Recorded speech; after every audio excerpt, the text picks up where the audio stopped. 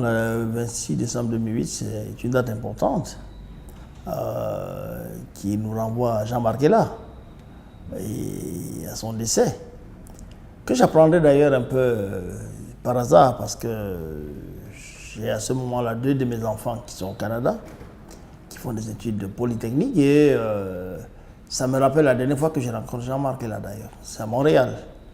Je vais en fait à New York et je passe par Montréal, je crois, en 2006. Et Jean Markela vient me rendre visite.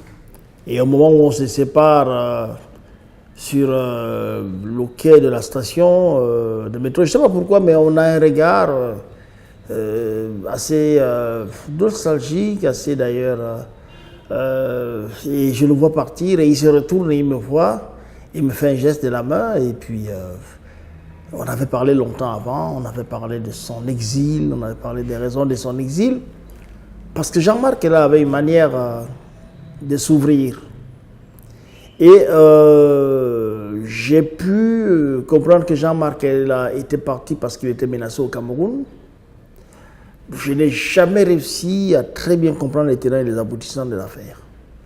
Parce qu'il faut dire que le frère de Jean Markela avait un frère, était un commissaire qui s'appelait Ela, qui était commissaire qui a longtemps travaillé dans les services plutôt confidentiels de la police, n'est-ce pas, à la surveillance du territoire et tout. Et donc, Jean Markela commence à avoir peur lorsque le père vint et assassiné.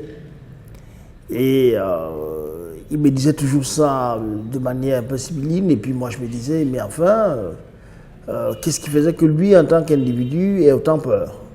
Était-ce parce qu'il était prêtre, comme Ambedjé Bevin? Était-ce parce qu'il était intellectuel, comme Ambedjé Bevin? Était-ce parce qu'il était intellectuel, mais très clairement, n'est-ce pas contestataire, ça ne voulait rien dire, mais quelqu'un qui remettait en question l'ordre établi? Toujours est-il que j'ai senti que cet homme avait peur et il y avait des raisons d'avoir peur, d'autant qu'il était bien placé pour avoir des informations de première main, à la fois sur la mort d'Ambedjé Bevin et sur tout ce qui pouvait peser sur lui. Alors nous nous sommes séparés de ce jour-là sur le quai de la gare, et lorsque 2 ans après il décède et que je l'apprends, c'est assez dur. J'ai été à l'Amphi 700 pour son au revoir et tout le reste et tout. Et je voyageais pour Paris, j'ai décalé mon voyage sur Paris. Et voilà comment est-ce que, bizarrement comme ça, je me sépare de Jean Markela, que j'ai connu beaucoup d'années en avant. D'abord par sa notoriété, parce que j'avais commencé à lire ses livres, j'avais commencé à entendre parler de lui, j'avais vu qu'il était membre du Club de Rome, et puis je faisais des films à l'extrême nord, beaucoup de gros films, et donc sa réputation y était. Je suis passé plusieurs fois à Tokombéré, mais il n'était plus vraiment là-bas. Lorsqu'on a beaucoup sympathisé et qu'on a été très attachés, c'est lorsqu'il est venu à l'université de Yaoundé. Hein. J'allais très régulièrement le voir à Biémassi, dans la maison qui lui avait été attribuée. Je suis repassé d'ailleurs là-bas l'autre jour, j'ai vu que ça avait changé complètement. Il y avait un niveau au-dessus qui a été mis. Et donc c'est quelqu'un que j'ai beaucoup admiré et respecté à l'époque.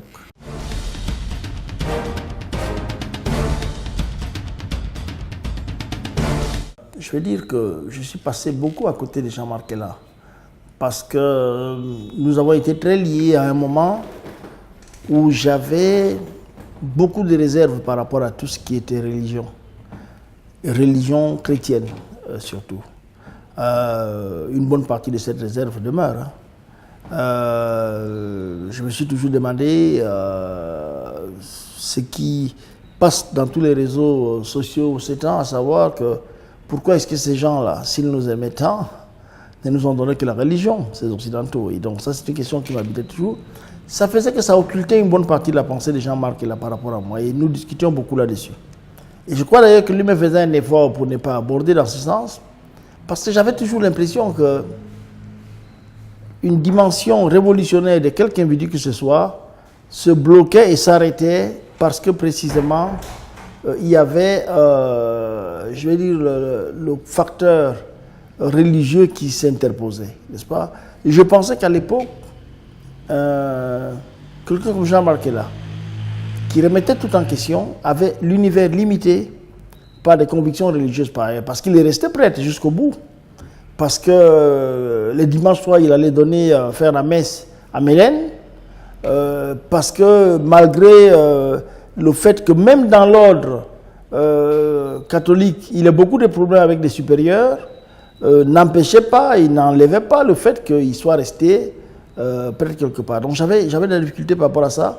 Et c'est pour ça que je dis que j'ai eu l'impression qu'une bonne partie de ma vie, je suis passé à côté de la force de la pensée de Jean-Marc Ella, parce que ça bloquait mon horizon, ça limitait mes échanges avec lui, quelque part, n'est-ce pas? Et je préférais le Jean-Marc Ella que je retrouvais dans ses livres, n'est-ce pas? Là, vous m'avez pris de cours, mais vous m'auriez prévenu avant qu'on parlerait longtemps de Jean-Marc Ella. Je me serais replongé dans ces livres qui avaient une force, n'est-ce pas, une teneur. Et on sentait des livres, des textes qui partaient de la réalité vécue, concrète. Ce n'étaient pas des livres théoriques, n'est-ce pas? C'était parce que quand vous connaissez des endroits comme Tokombéré où il a été, et je connais relativement bien, vous sentez qu'il y avait un vécu par rapport à la terre qui avait là. Moi, quand je passais là-bas, on me parlait de deux personnes. Hein. On me parlait de Baba Simon et on me parlait de Jean-Marc Ella. N'est-ce pas, quelque part. Et j'avais l'impression même que Jean-Marc Ella s'est situé dans le prolongement de Baba Simon. Donc, il y avait cette force de la terre, n'est-ce pas, qui parlait en lui.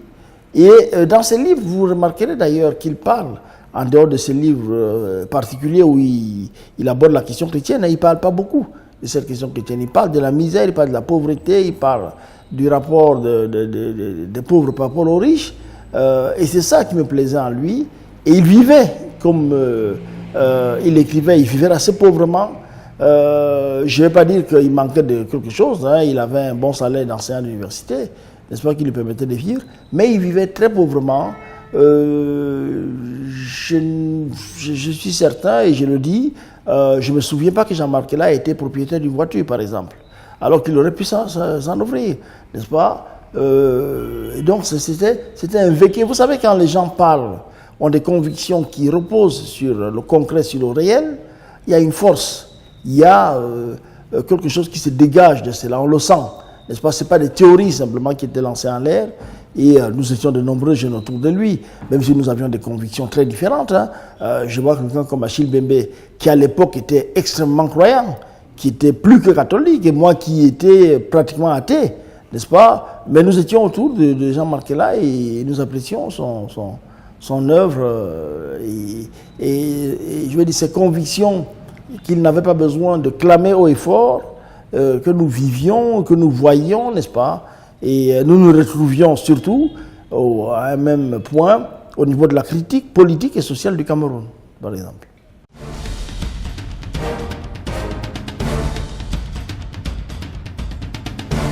Il faut d'ailleurs dire que de tous ces intellectuels que j'ai énumérés à l'époque, le seul qui est resté jusqu'au fin de la fin de son parcours, c'est Jean-Marc Ella.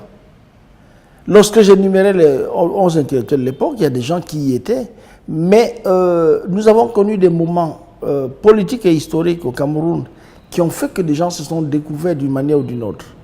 Je veux dire, la fin de la vie de Martien Toa, la manière dont il a souhaité qu'il soit enterré, la manière dont son épouse, sa veuve, a respecté les conditions dans lesquelles il voulait enterrer, m'a fait me réconcilier quelque part avec celui que j'appelais mon maître pendant longtemps. N'est-ce pas, j'ai été son étudiant, Martien Toa.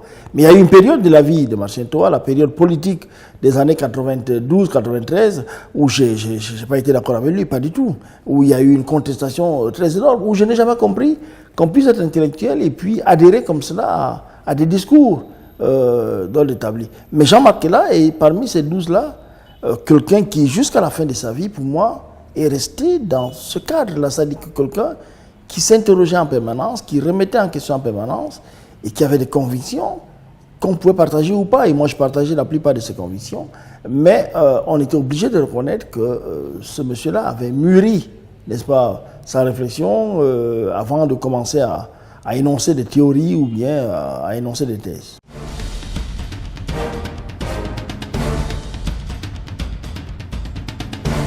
Ah, elle est plus qu'actuelle. Elle est plus qu'actuelle et on y reviendra. Nous sommes aujourd'hui dans des périodes où, je vais dire, ce qui passe, c'est le clinquant. Ce qui passe, c'est le superficiel, n'est-ce pas? Mais reviendra quand même un moment où on ira à l'essentiel.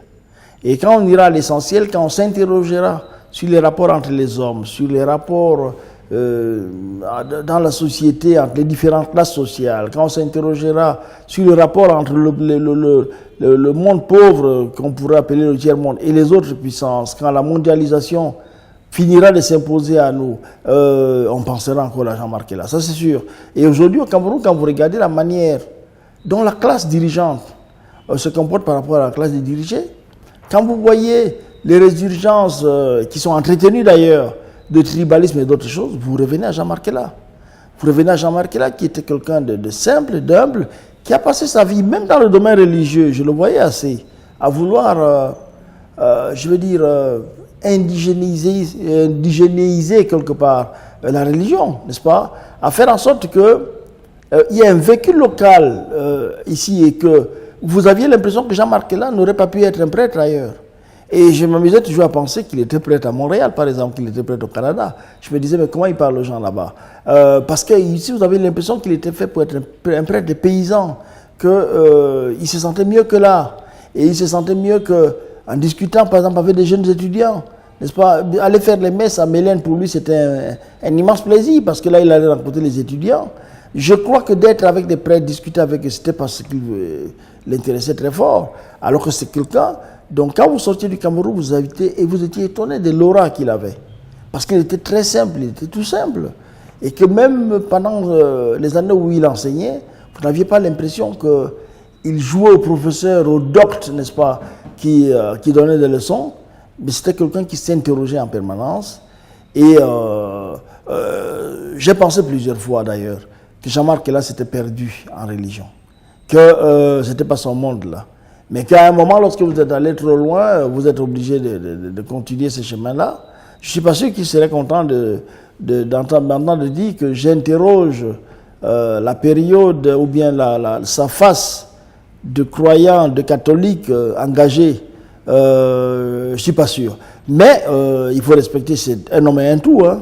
Il faut le prendre avec toutes ses convictions. J'ai l'impression que si on poussait jusqu'au bout la logique de vie de Jean-Marc là, qu'on poussait jusqu'au bout les interrogations de Jean-Marc là, on pouvait rompre avec beaucoup de choses auxquelles il avait adhéré. On pouvait rompre avec ce que je considère jusqu'aujourd'hui comme l'essentiel de la culture occidentale. Je parle du christianisme. Mais bon, oublions tout ça et considérons que c'est un homme qui nous apprenait à vivre heureux, à vivre avec ce que nous avions, à vivre en partageant avec les autres. Et ça, c'est quelque chose d'essentiel chez lui que j'ai gardé jusqu'aujourd'hui.